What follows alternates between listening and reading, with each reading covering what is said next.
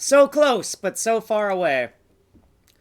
We're rendering a crosshair. Looks good up here, but then it starts to drift as we go down to the bottom right. If we turn letterboxing on, looks good up here, but once again, as we go down to the bottom, it drifts. Let's take a look at the code. Here's where we're drawing that crosshair. It was originally a dot, hence the comment. This was an equal, and these were ands, and that would get you a dot instead. The crosshair is about 15 discrete units in size.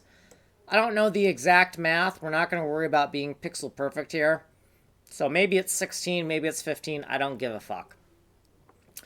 To get the crosshair, we just need to compare the discrete sample point that we've calculated earlier and compare it to our discrete mouse x.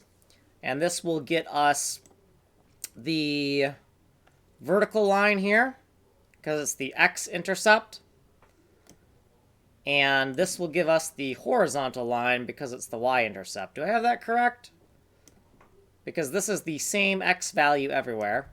Yeah, if it's the same x value everywhere, this is going to give us a vertical line. And this is going to give us a horizontal line. It's going to give us the crosshair. And here's the coloring for that. I think this math is correct. And all we've done is put the crosshair in. That's all we've done in this video. We'll have to look around and figure out where the error is in the code. I will hopefully, by the next video, have the answer for you.